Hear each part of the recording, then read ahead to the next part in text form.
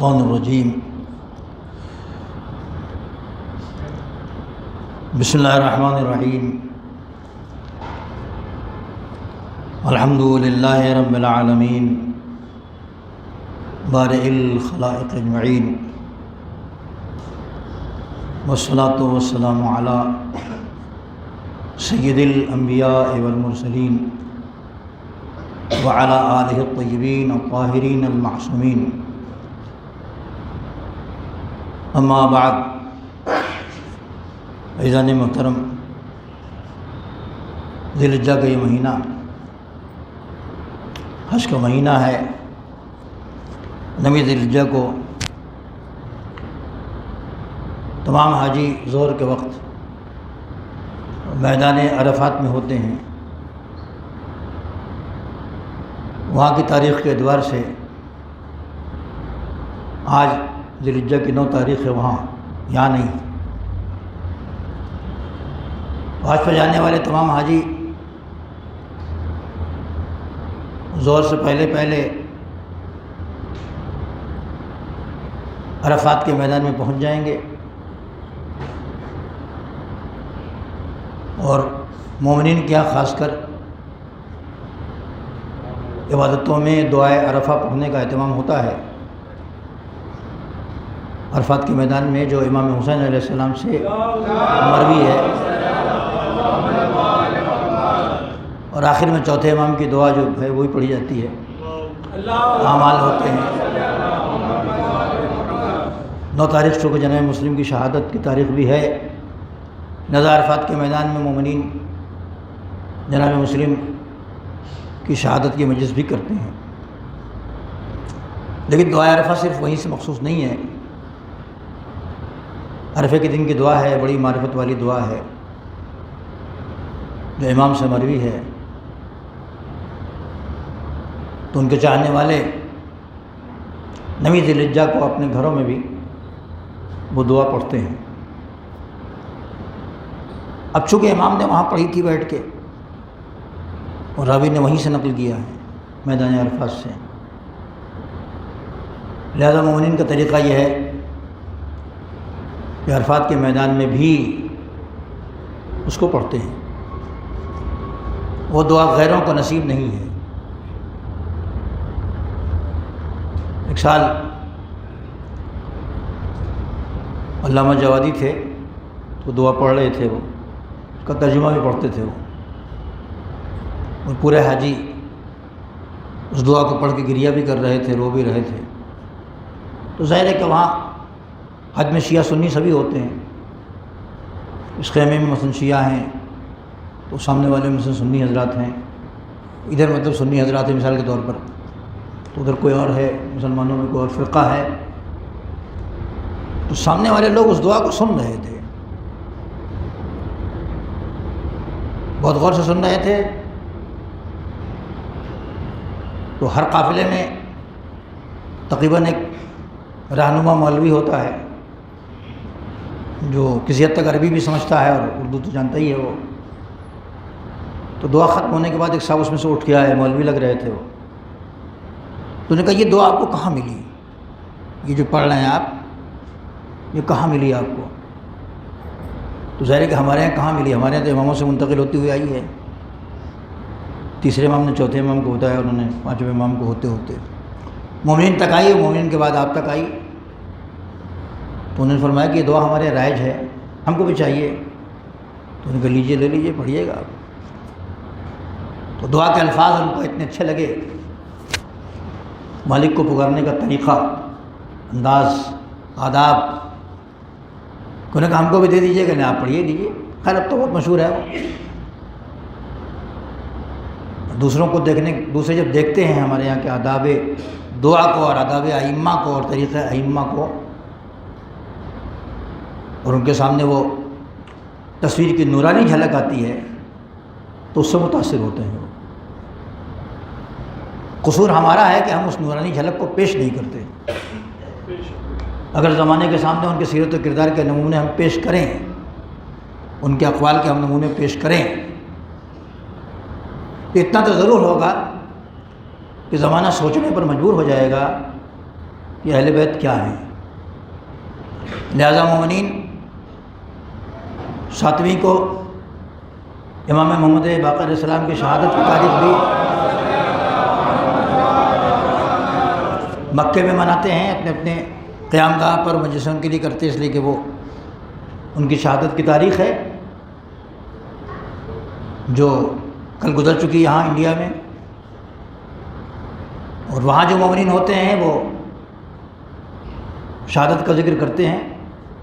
اب یہ اور بات ہے کہ عام طور پر چونکہ مجلس کرنے کی وہاں پرمیشن نہیں ہوتی ہے، لہذا لوگ خاص طور پر اپنی قیام گاہ پر مجلسیں کرتے ہیں، اور امام کی شہادت کی تاریخ ہے لہذا شہادت کو مناتے ہیں، بیان فرماتے ہیں۔ اور جس کو موقع ملتا ہے بڑے مجمع میں کرنے کا پروگرام، وہ بڑے مجمع میں جیسے یعنی لوگ آتے تھے تو ان کو موقع ہوتا تھا تو بڑے مجمع میں وہ پروگرام کرتے تھے۔ یہ جس دعائے کومیل کا پروگرام مکے میں ایک دن اور مدینے میں ایک دن پرمیشن لے کے وہ کرتے تھے۔ ایک شب جمعہ میں ان کو پرمیشن ملتی تھی، مگر وہ ایرانیوں کو صرف ملتی تھی اور غیر ایرانیوں کو اس میں جانے کی اجازت نہیں تھی۔ جبکہ دعائے کومیل آپ پڑھ کے جو دیکھتے ہیں تو اس میں کہیں بھی غیر اللہ کا ذکر نہیں ہے، شروع سے لے کے آخر تک اللہ کا ذکر ہے۔ اور وہ دعا جناب خضر علیہ السلام ہے جو مولا کائنات نے جناب کومیل کو تعلیم کی تھی، اس کا نام دعا کومیل پڑ گیا۔ کومیل کی دعا نہیں ہے، وہ مولا علی کی دعا ہے، وہ الفاظ مولا علی نے نقل کیے ہیں۔ لیکن کریم نے جب دے دیا اس دعا کو، جناب کومیل کو جب دے دیا تو اپنا نام بھی ہٹا لیا، اب نام کومیل کا ہے۔ صلوات پڑھے محمد والے محمد۔ کریم جو چیز دے دیتا ہے اس میں اپنا نام بھی نہیں رکھتا ہے۔ ہم لوگ ایک پتھر رگڑوا کے ہمارے مسجد میں کہتے ہیں نام لکھیے اس پر،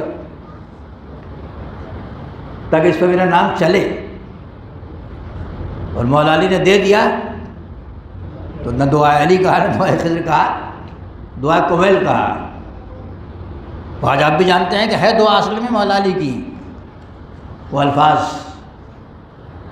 لیکن جب کریم نے بخش دیا تو بخش دیا، پھر دے دیا تو دے دیا۔ تو وہ بھی اہم دعا ہے جو حج میں پڑھتے ہیں، ہم لوگ پڑھتے ہیں یہاں شب حج میں، پڑھنا بھی چاہیے، نہیں پڑھتے تو پڑھا کیجیے۔ تو اگر ہم ائمہ کے اقوال کو، ائمہ کی سیرت کو، ائمہ کے کردار کو، ائمہ کے مشن کو، ان کے طریقہ کار کو دنیا کے سامنے بتائیں تو امام خود فرماتے ہیں کہ اگر تم ہمارے امور کو دوسروں کے سامنے بیان کرو تو لوگ ہماری پیروی کریں گے، اس لیے کہ کردار میں کہیں سے کمی تو ہے نہیں، اچھا کردار ہے۔ اچھا کردار جب آئے گا تو زمانہ جو انصاف ور ہوگا تو اسے انصاف کی نظر سے دیکھے گا۔ انصاف ور نہیں ہے، عادل نہیں ہے، ظالم ہے تو اس کی بات نہیں ہے، لیکن انصاف کرنے والا اچھے کردار کو دیکھ کے اٹریکٹ ہوتا ہے، کھنچتا ہے اس کی طرف۔ تو ائمہ کے کردار میں اور الفاظ میں کشش ہے،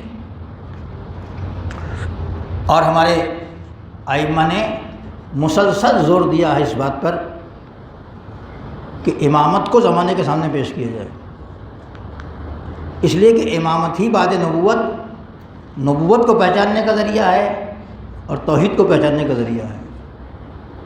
صحیح طریقے پر اگر نبوت اور توحید اور قرآن و اسلام اور دین اور ایمان کو پہچانا جائے گا تو اماموں کے ذریعے پہچانا جائے گا۔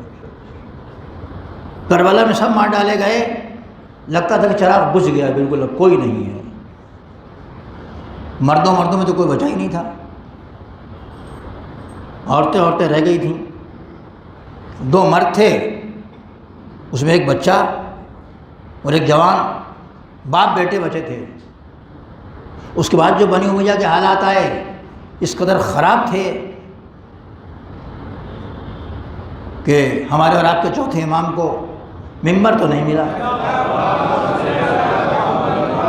ممبر تو نہیں ملا۔ کوئی دربار یزید میں ایک موقع آ گیا تھا، وہ الگ مسئلہ ہے، باقی اس کے بعد ممبر نہیں ملا۔ تو امام نے اپنی حکمت عملی سے دین اسلام کو دعاؤں کے ذریعے سے، اصحاب کے ذریعے سے پھیلایا، لیکن 5ویں امام کا زمانہ جب آیا اور چھٹے امام کا زمانہ جب آیا تو یہ بنی امیہ کی حکومت جا رہی تھی اور بنی عباس کی حکومت آ رہی تھی.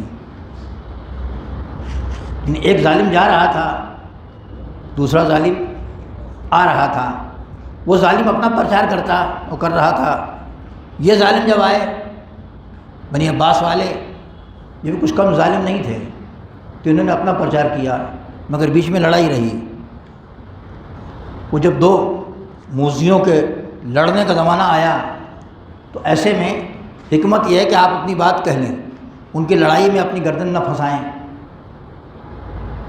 تو ہمارے ائمہ نے موقع بہترین دیکھا اور اپنے اصحاب کو، اپنے چاہنے والوں کو، اپنے شاگردوں کو تلقین کرتے رہے اور امامت کے بہت سے غوامض، بہت سی باتیں، بہت گہرائیاں ان کو سکھاتے رہے اور بتاتے رہے. ان میں سے امام محمد باقر علیہ السلام کی ایک حدیث کہ کل من دان اللہ بعبادۃ یجہد فیہا نفسہ ولا امام لہ من اللہ فسعیہ غیر مقبول. جو کوئی کسی دین کی پیروی کرے، کسی دین پر عمل کرتا رہے اور عبادت کرتا رہے، یجہد فیہا نفسہ اور نفس کو اس میں مشغول رکھے، ولا امام لہ، اس کے پاس کوئی امام نہ ہو، من اللہ، اللہ کی طرف والا امام. کتنی عبادت کرتے جاؤ، کتنی کوشش کرتے جاؤ، کسی بھی دین پر رہ کے کرو عبادتیں، لیکن اگر اللہ کی طرف والا امام اس کے پاس نہیں ہے، امام تو بہت سے بن گئے. امام فرمانے کہ اللہ کی طرف والا امام چاہیے. ولا امام لہ من اللہ ہے، اس کے پاس کوئی امام نہ ہو اللہ کی طرف سے، فسعیہ غیر مقبول، تو اس کی یہ کوشش، یہ عبادتیں قابل قبول نہیں ہیں. اہمیت امام سمجھ رہے ہیں؟ دنیا میں بہت سے لوگوں کو بہت سے اچھے کام کرتے دیکھتے ہوں گے، تو ہمارے اپنے ہی بھائی بھی سوچتے ہیں کہ اتنا اچھا کام کر رہا ہے فلاں، تو کیا وہ جہنم میں چلا جائے گا؟ اور کیا اس کی یہ اتنی کوشش پھل نہیں دے گی؟ اس کو دیکھ کے دل تھوڑا وہ ہوتا ہے نا کہ ٹھیک ہے آدمی ہمارا نہیں ہے، یہ ہے وہ ہے، یا ہم میں کا نہیں ہے، مگر کام تو بہت کر رہا ہے، پیسہ تو بہت لگا رہا ہے، امداد تو بہت کر رہا ہے، وغیرہ وغیرہ. تو اس کا کیا ہوگا؟ یہ سوال ذہنوں میں ابھرتا ہے، جس کا جواب امام نے دیا کہ کل من دانا اللہ بعبادۃ، کوئی بھی کسی دین پر اللہ کی بات کرتا رہے، یجہد فیہا نفسہ، اور اس میں اپنے کو تھکاتا رہے، اپنی نفس کو مصروف رکھے، ولا امام لہ من اللہ، مگر اس کے پاس وہ امام نہیں ہے جو اللہ کا بنایا ہوا امام ہے. اگر ایسا امام اس کے پاس نہیں ہے، فسعیہ غیر مقبول، تو اس کی یہ کوشش قابل قبول نہیں ہے. درود پڑھیں محمد وعلی محمد. امام کا کام ہے صحیح راستہ بتانا، صحیح وے، صحیح ہادی، صحیح رہبر. یہ اور بات ہے کہ ہر مذہب والا کہے کہ ہم جس کو مان رہے ہیں وہ اللہ والا ہی ہے، لیکن ثابت کرنا ذرا مشکل ہوتا ہے. جو کسی دین پر ہے وہ اپنا بنایا ہوا نہیں کہتا ہے، وہ کہتا ادھر سے آیا ہے. تو کہنے کو تو دعویٰ ہے، ہاں اگر ادھر والا ہے اور پائے ثبوت کو پہنچتا ہے تو ادھر والا امام بھی ہوگا. اگر ادھر والا امام اس کے پاس نہیں ہے تو اس کے عمل غیر مقبول ہیں، قابل قبول نہیں ہے. قرآن خود کہتا ہے کہ جو شخص کوشش کرے اور صحیح کرے اور عبادتیں کرے،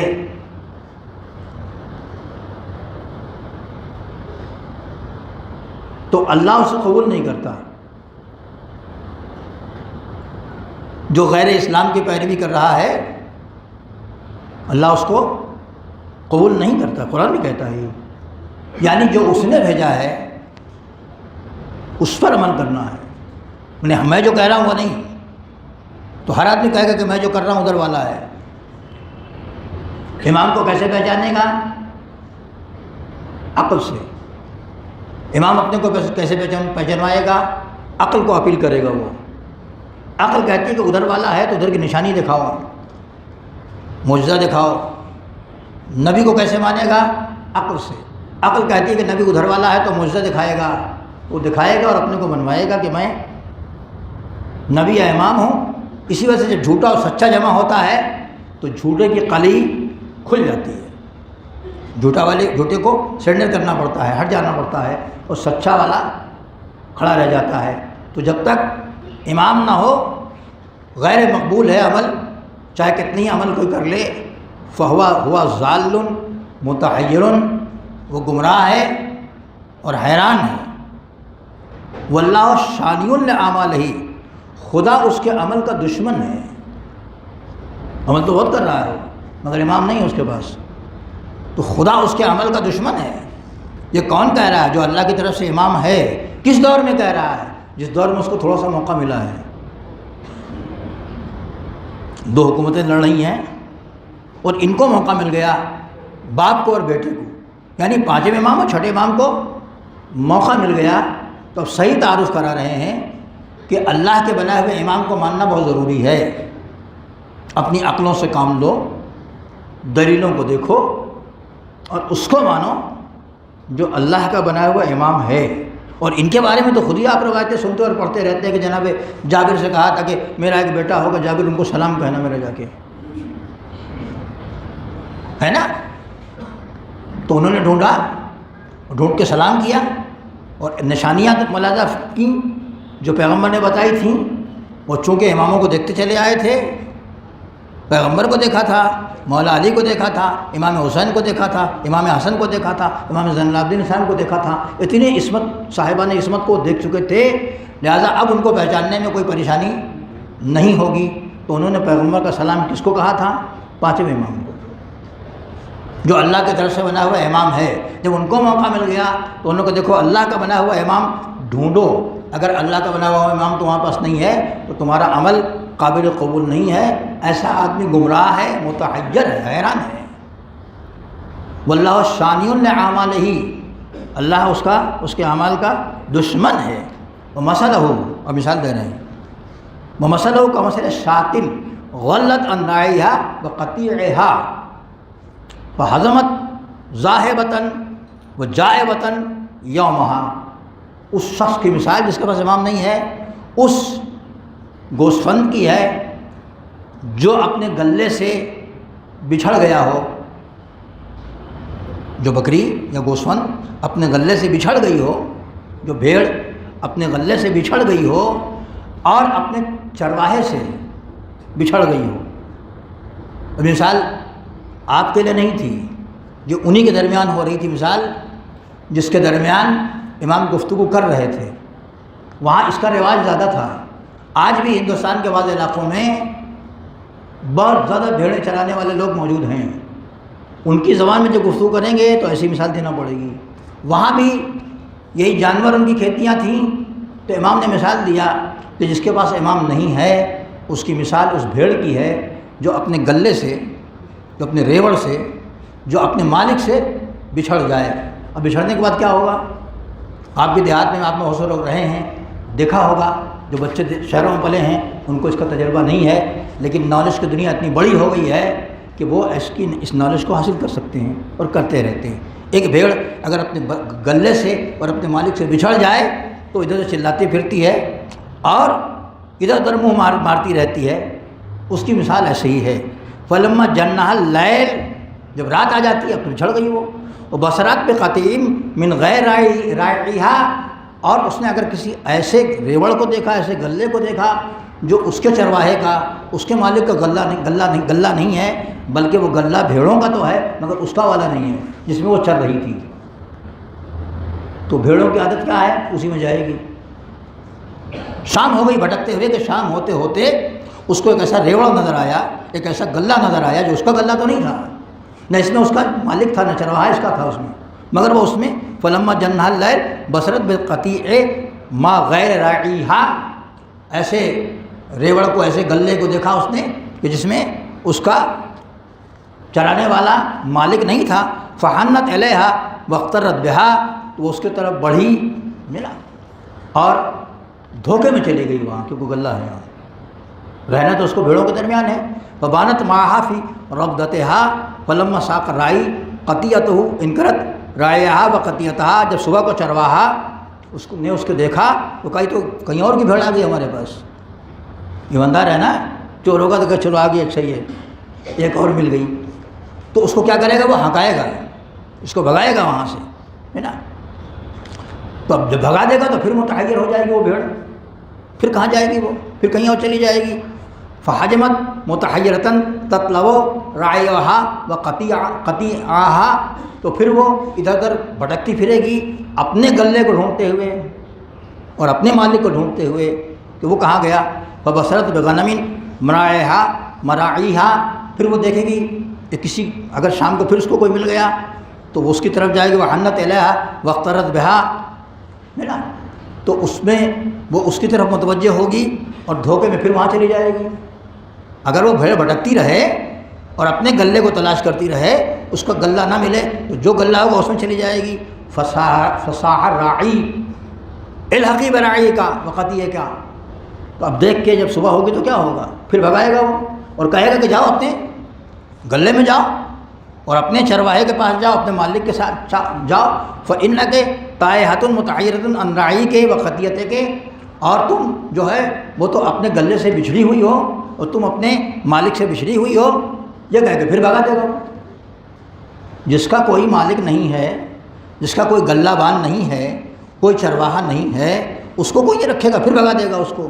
جب بھاگ جائے گا پھر اکیلی ہو جائے گی وہ، تو کیا ہوگا، فحجمت زائرۃ متحیرۃ نادۃ لا راعی لہا یرشدھا الی مرعاہا، وہ ادھر ادھر پھر بھٹکے گی، حیران ہوگی اور یہ کہتی ہوئی پھرے گی کہ ہائے میرا تو کوئی چرانے والا نہیں ہے اور میری ہدایت کرنے والا نہیں ہے کوئی۔